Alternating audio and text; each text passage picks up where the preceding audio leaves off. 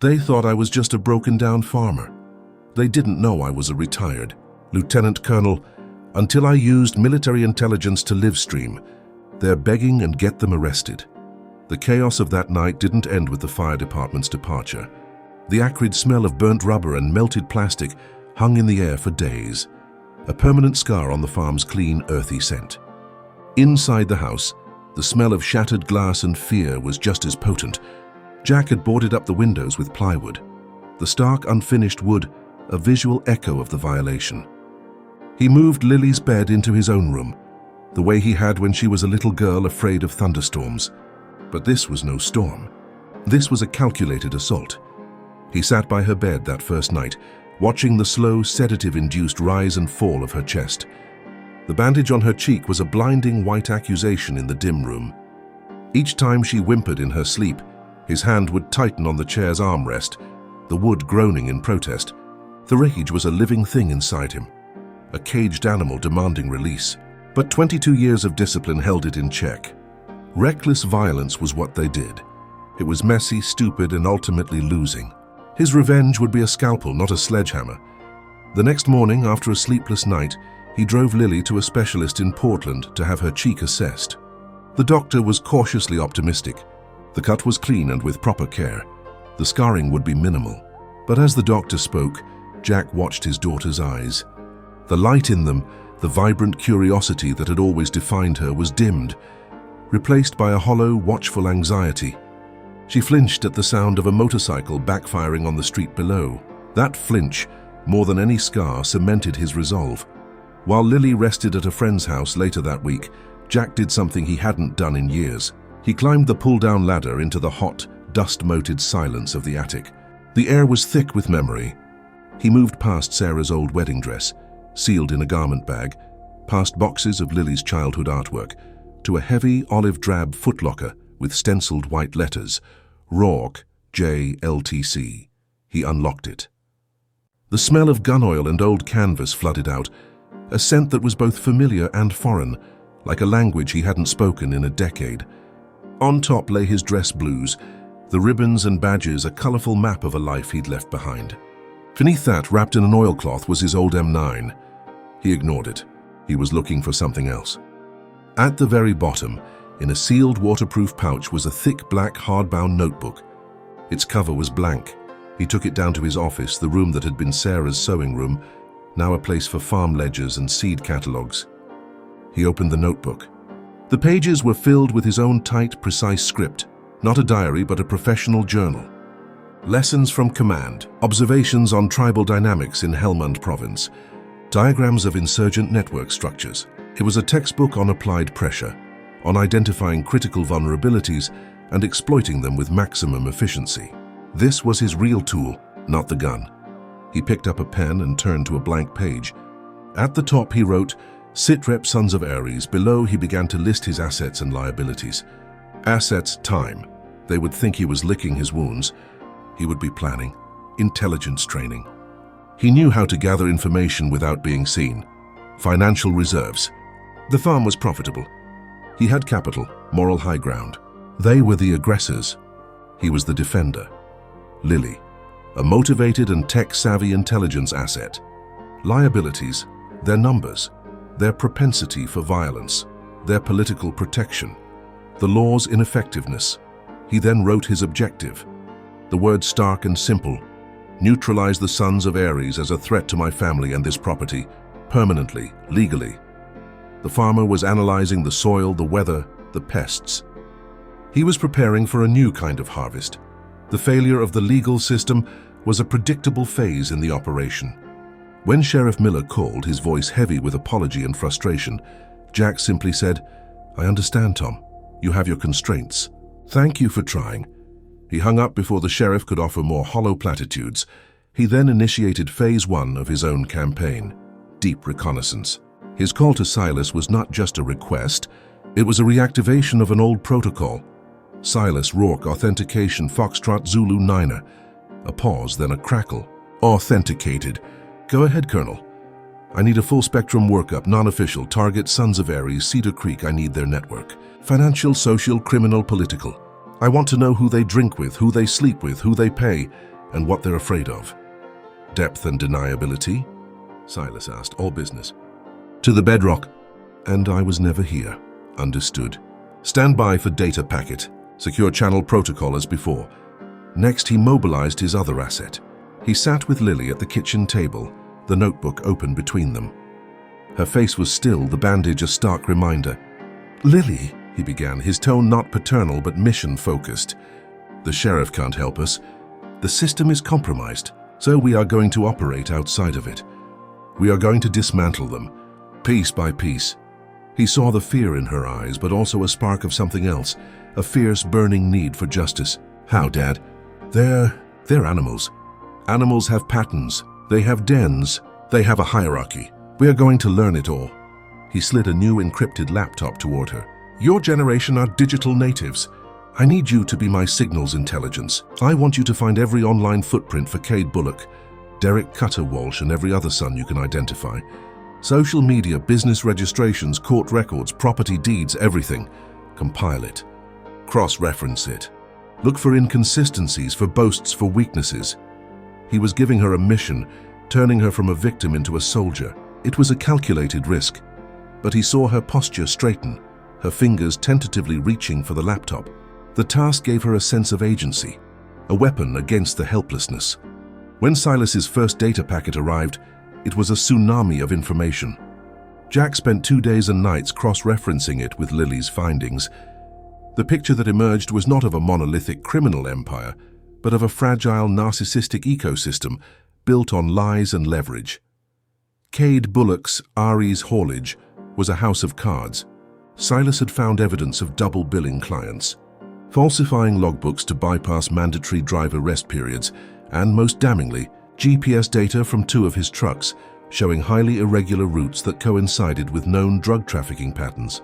Lily found his social media, which was a curated gallery of masculine posturing.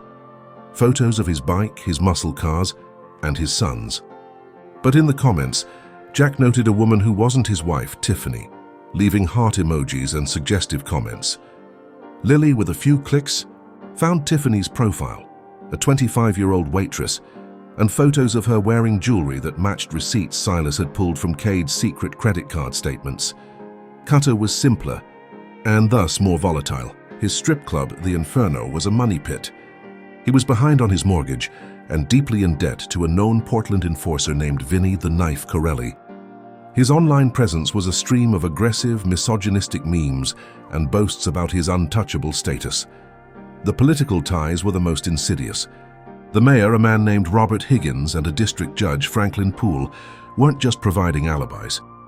They were on the payroll. Silas had fragments of encrypted messages arranging cash drops and referencing mutually beneficial zoning decisions and case dismissals. It was a classic symbiosis of political corruption and organized crime. Jack updated his notebook. He now had his target analysis. Cade Bullock, centers of gravity. His business, pride and income. His family, facade of respectability. His mistress, ego. Derek Cutter Walsh, centers of gravity. His club, status and income. His Phase 1, economic destruction. Jack's attack on Ari's haulage was a masterclass in anonymous warfare. He didn't just send a tip to the IRS. He created a fictional, disgruntled former employee, complete with a fabricated email history, who provided the IRS with specific invoice numbers, dates, and truck IDs involved in the fraud. To the Department of Transportation, he provided the falsified logbooks, juxtaposed with the actual GPS data, showing the trucks moving during mandated rest periods. The beauty was, it was all true. He was just a ghost, pointing the authorities in the right direction. The result was catastrophic for Cade. Within days, his entire fleet was red-flagged. Auditors descended. His insurance company, presented with evidence of him operating illegally, voided his policy retroactively. The major logging company that was his primary client, fearing liability and reputational damage, terminated their contract immediately. Jack and Lily watched from a distance as the yard full of idle trucks became a monument to Cade's failure. Simultaneously, Jack triggered the collapse of the Inferno. He first anonymously emailed the details of Cutter's debt and his skimming operation to Vinnie Corelli. He included a timeline showing when Cutter would likely have the cash from his next shipment. 2 days later, Lily reported that Cutter had posted a photo of himself with a black eye and a split lip, claiming he'd taken a nasty fall off his bike. Jack knew better. Vinnie's collectors had paid a visit. Then Jack launched a multi-pronged regulatory assault. A concerned citizen emailed the state liquor board about serving minors. Another emailed the health department about rodent droppings in the kitchen, photos provided by Silas from a hidden camera. A third contacted the fire marshal about blocked exits and faulty wiring. The club was shuttered within a week under a heap of violations. Phase 2, social and familial collapse. This phase was psychological warfare. Jack's move against Cade's marriage was brutally precise. He didn't just mail the photos of the mistress. He waited for the day the tuition payment for Cade's sons was due. That morning, Brenda Bullock received a plain manila envelope. Inside were the photos, the credit card receipts for the jewelry, and a printout of a bank transfer showing Cade had moved money from their joint savings account to a separate account to pay for a weekend with Tiffany at a coastal resort. The same weekend he had told Brenda he was on a business trip. The calculated timing was devastating. It wasn't just the infidelity. It was the financial betrayal, the prioritization of his mistress over his son's education. Brenda, a woman whose social standing was her armor, didn't just get angry. She got a lawyer. A very expensive, very ruthless lawyer. She froze all their assets and filed for divorce, citing adultery and financial dissipation. For Cutter, Jack targeted his last shred of societal connection. He found Cutter's sister, Eleanor, a school teacher who ran a local charity.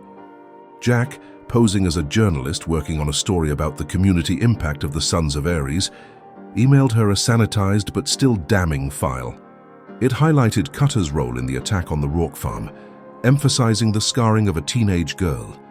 He included the police report number and a link to the local news story about the attack. Eleanor, whose life was built on a foundation of morality and service, was horrified. She didn't just disown him privately. She gave a statement to the real local paper, which ran a small piece titled, "Sister Disowns Notorious Biker, Condemns Gang's Evil." For a man like Cutter, whose power was based on fear and respect, this public repudiation by his own blood was a profound humiliation. Phase 3, legal annihilation. With the gang reeling, Jack delivered the coup de grace. Silas had finally managed to decrypt a full thread of messages between Cade, Mayor Higgins, and Judge Poole. The exchanges were brazen, discussing cash amounts for fixing a DUI for a son and for ensuring a zoning variance for a property Cade wanted to develop. Jack didn't send this to the local police. He compiled 2 identical dossiers. One was sent via encrypted dead drop to a specific agent in the FBI's Portland field office, a woman known for her tenacity in public corruption cases. The other was sent to a Pulitzer-winning investigative reporter at the Oregonian with a simple note: "The rot in Cedar Creek goes deeper than the Sons of Aries. The people who are supposed to protect you are for sale." The simultaneous impact was seismic. The FBI moved with stunning speed, raiding City Hall and the judge's chambers in a dawn raid that was captured by local news crews the reporter had tipped off. The front page headline the next day was a hammer blow. "Mayor Judge in Pocket of Biker Gang, FBI alleges." The protection racket was obliterated. The Sons of Aries were now exposed, vulnerable, and leaderless. The remaining members, seeing the complete collapse of their world, began to turn on each other, providing evidence to the feds in desperate bids for leniency. The organization didn't just fracture, it evaporated. The day Cade and Cutter came crawling back was the culmination of Jack's meticulously planned campaign. He had anticipated it. The beat-up sedan, their shabby clothes, their defeated posture, it was all a confirmation of his success. He was in the barn not by chance, but because it was the stage he had chosen. The high ceilings, the tools of his peaceful trade surrounding him, the symbolism was perfect. When they began their pathetic apologies, he felt nothing. No pity, no triumph, just the sterile satisfaction of a completed mission. His movement to start the live stream was smooth, practiced. He had tested the angles, the lighting. This was his after-action report, delivered to the world. As he spoke, his voice was flat, a lecturer delivering a fatal thesis. He didn't shout. He didn't sneer. He simply laid out the cause and effect. "You attacked my home," he said, the phone's camera capturing every twitch on their faces. "Who thought your strength was in your numbers, your noise, your violence? You were wrong. Your strength was an illusion, propped up by corruption and fear. I simply removed the props." He detailed his campaign not as a boast but as a lesson. "I analyzed you as I would any hostile force. I identified your critical vulnerabilities. Cade Bullock, your vulnerability was your ego, your need for a legacy. I took your business, your family, your mistress. Derek Walsh, your vulnerability was your greed and your debt. I took your club and unleashed your creditors." He then turned to the camera, his gaze piercing the lens. "They come to me now asking for mercy. But where was their mercy when they threw a bottle at my daughter's face? Where was their mercy when they terrorized a family for sport? There is no mercy in this. There is only consequence. You do not get to set fire to a man's life and then ask him to help you put out the flames on your own." The silence in the barn was absolute, broken only by the soft hum of the phone and the ragged breath of the two broken men. He panned the camera slowly, a final, degrading inspection of his defeated enemies. "The operation is concluded," he stated, his tone final. He ended the live stream. The video didn't just go viral locally. It was picked up by national news outlets. The story of the retired Special Forces officer who systematically destroyed a biker gang became a modern legend. It was a satisfying story of justice, but for those who understood the subtext, it was a terrifying lesson in the power of intelligence and resolve. Cade and Cutter were arrested shortly after, not for the original assault, but on a litany of federal charges: racketeering, conspiracy, drug trafficking, built on the foundation of evidence Jack had helped unearth. They were sentenced to long terms in a federal penitentiary, their world permanently and legally dismantled. The following spring, Rourke's reprieve was transformed. The plywood was gone, replaced with new double-paned windows. The scorched earth where Jack's truck had burned was now a new expanded herb garden, Lily's idea. The farm was not just restored, it was improved, fortified.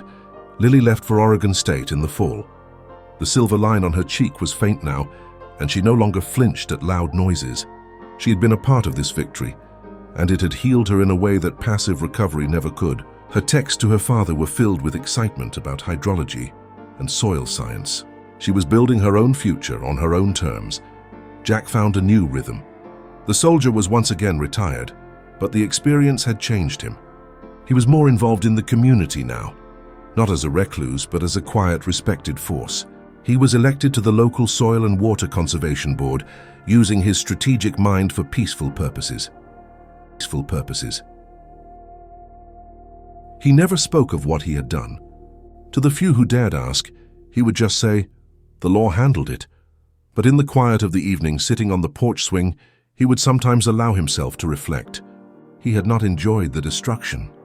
He had taken no pleasure in breaking men, but he felt a profound, unshakable certainty that he had done the right thing, the only thing a true protector could do. He had defended his sanctuary. He had safeguarded his daughter's future. He had done it without becoming the monster he fought. The harvest had been brutal, but the fields were now clear and the soil was ready for new growth. The greatest revenge was not in the destruction, but in the peace that followed, a peace that was earned, deserved, and would be protected forever. If you believe in standing up for yourself, in protecting what you love with intelligence and resolve no matter the enemy, then you belong here with us. Make sure you like this story. Subscribe to the Revenge Stories for more tales of justice, and share it with someone who needs a reminder that even the most peaceful soil can hide the roots of immense strength, and that when the harvest of wrath finally comes, it leaves no weed standing.